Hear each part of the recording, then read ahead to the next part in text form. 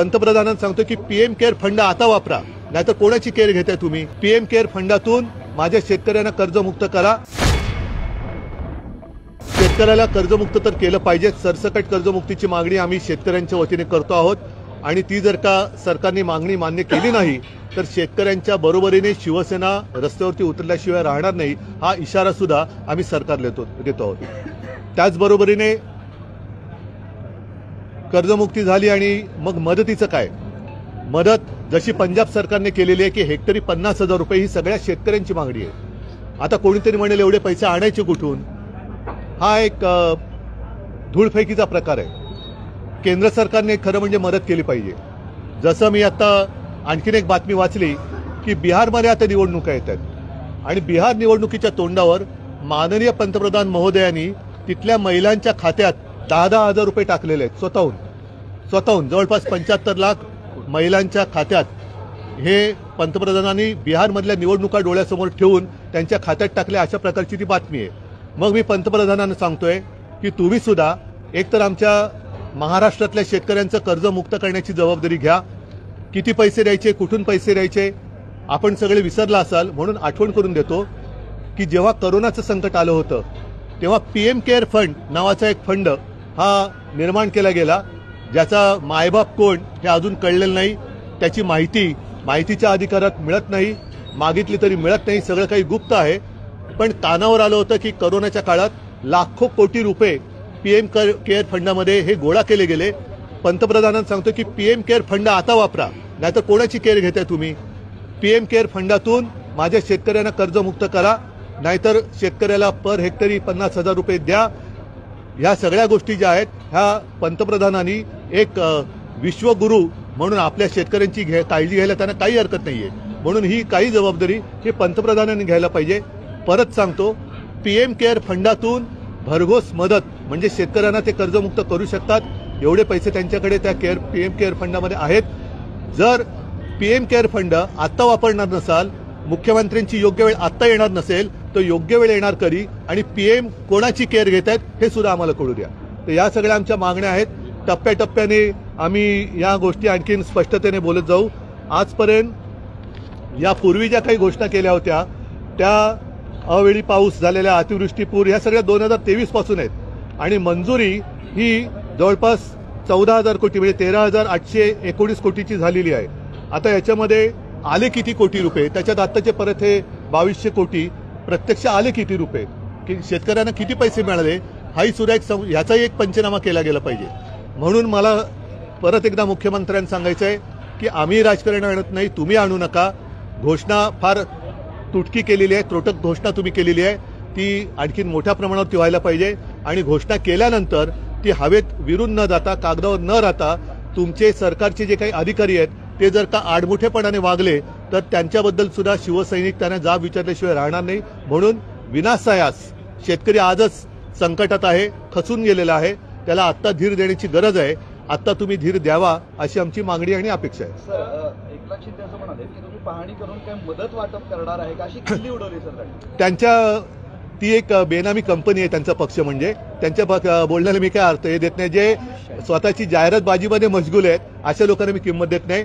परत एकदा सांगतो की पीएम केअर फंडातून शेतकऱ्यांना कर्जमुक्त करू शकतात, एवढे पैसे त्याचे पटीने पीएम फंडामध्ये पैसे आहेत, तर पंतप्रधान ती जबाबदारी घ्यावी. तुम्ही म्हणताय ते असं की अजित पवार असं म्हणाले की सगळी सोंग करता येतात पण पैशाचं सोंग करता येत नाही. हे जर त्यांना माहिती आहे तर ज्याप्रमाणे ते सोंग करून उपकार केल्याच्या आवेशामध्ये सांगतायत लाडक्या बहिणीबद्दल, तर मला त्यांना सांगायचं की मी तुम्हाला मार्ग पण दाखवतोय. पीएमकडे जा, तुमचं डबल इंजिनचं सरकार आहे, त्यांनी नुसता धूर सोडू नका, तर पंतप्रधानांकडे जाऊन पीएम केअर फंडातून पैसे घेऊन या. राज्याच्या मुख्यमंत्र्यांना एका शेतकऱ्यानं प्रश्न विचारला की पाठीमागच्या मदतीचं काय, मुख्यमंत्री म्हणाले की राजकारण करू नका. तर दुसरीकडे अजित पवार असं म्हणतात की 45,000 कोटी रुपये आहे त्यामुळे लाडक्या बहिणीवरती खर्च करतो. एका शेतकऱ्यानं प्रश्न विचारल्यावरती दादा असं म्हणाले की त्याला मुख्यमंत्री करा ना, बरा पडेल तो, कारण त्याला दुःख तो भोगतोय, त्याला त्याचं दुःख माहिती आहे. तुम्ही म्हणून मी म्हटलं ना, लाडकी बहीण करताय, त्या लाडक्या बहिणीचं घर 1,500 रुपये पर महिना यांनी सावरलं जाणार आहे का? आत्ता मुलाबाळांचं जे नुकसान झाले शिक्षणाचं फी माफ होणार आहे का? त्याच्यानंतर ज्यांची जमीन खरडून गेलेली आहे 5-5 वर्ष लागतील काही जमीन परत ती त्या अवस्थेत आणायला. खर्च निघणार कसा? आता सगळं पीक गेल्यानंतर केवळ हाच हंगाम नाही, पुढचा हंगाम सुद्धा आता धोक्यात आलेला आहे. हे एवढं डोक्यावरचं कर्ज हे लाडक्या बहिणीच्या 1500 रुपयांनी भागलं जाणार आहे का? ह्याचं उत्तर हे अजितदादांनी द्यावं आणि मग त्यांना काय खेळायचं असेल ते खेळू द्या. टाइम बॉन्ड काहीतरी असलं पाहिजे की किती दिवसामध्ये या शेतकऱ्यांपर्यंत मदत मिळाली पाहिजे. तसं तुम्ही दिवाळीच्या- टाइम बॉन्ड आवाहन करता की एवढ्या माझी अपेक्षा आहे दिवाळीच्या आत, कारण मुख्यमंत्र्यांनी काल तसं घोषणा केलेली आहे, दिवाळीच्या आत मी दिवाळीच्या नंतर परत एकदा मराठवाड्यामध्ये येणार तर आहेच, पण शेतकऱ्याला जर का या सरकारने कर्जमुक्त केलं नाही तर कर्जमुक्तीसाठी शेतकऱ्याच्या खांद्याला खांदा लावून शिवसेना रस्त्यावरती उतरल्याशिवाय राहणार नाही. सरसकट म्हणताय, मात्र आकडा काही सांगत नाहीये, पैशांचं काही बोलत कोण? नाही. मुख्यमंत्री फक्त मदत देऊ इतकंच बोलतात. नाही, म्हणूनच की आता हे राजकारण करत नाहीत असं मला वाटतं, पण त्यांनी त्याच्यात स्पष्टता आणावी आणि कर्जमुक्ती जसं मी कालबद्ध स्वरूपामध्ये ती केली होती, करोना असताना सुद्धा केली होती, कालबद्ध होती, तसं तुम्ही कालबद्ध एक तारीख जाहीर करा की या तारखेपासून या तारखेपर्यंत एवढं कर्जमुक्त आम्ही शेतकऱ्यांना करून टाकू. पण ते कालबद्धही सांगत नाही, स्वरूप पण सांगत नाहीत. नेमकं आम्ही काय करणार? आता त्यांच्या प्रश्नाची उत्तर मी कशी देऊ? पण तुम्ही काय मी त्यांना सूचना करा, कारण मी त्यांना सूचना केलेली आहे. त्यांना सूचना केलेली आहे की कालबद्ध कार्यक्रम आखा, पंचनाम्याचं थोतांड करू नका.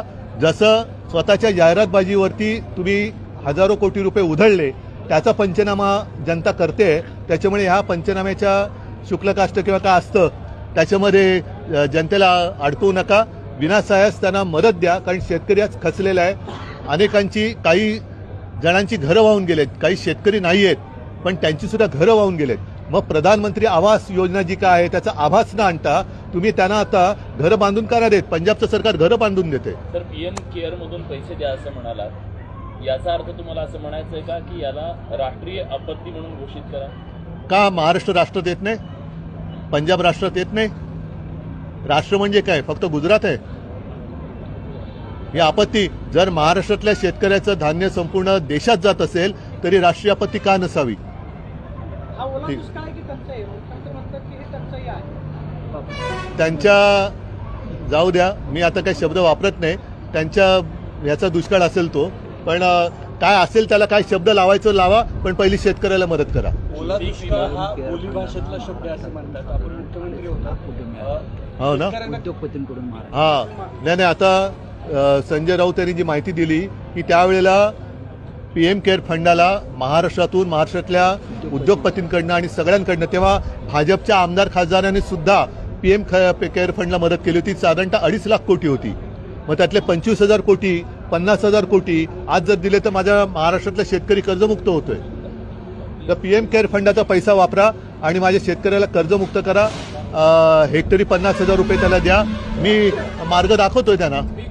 म्हणजे मी स्टिकर आहेत ते बदलले गेले. स्थानिक आपत्ती जी आहे ती वगळली गेली. काही कंपनीच्या फायद्यासाठी चालले का? नक्कीच आहे. पीक विमा हा एक धंदा झालेला आहे त्यांचा, कंपन्यांचा, आणि याचा सुद्धा जबाबदार कंपन्यांना एकदा मागे आम्ही विचारला होता, तसं आम्हाला विचारावं लागेल, कारण त्यांनी निकष बदललेले आहेत.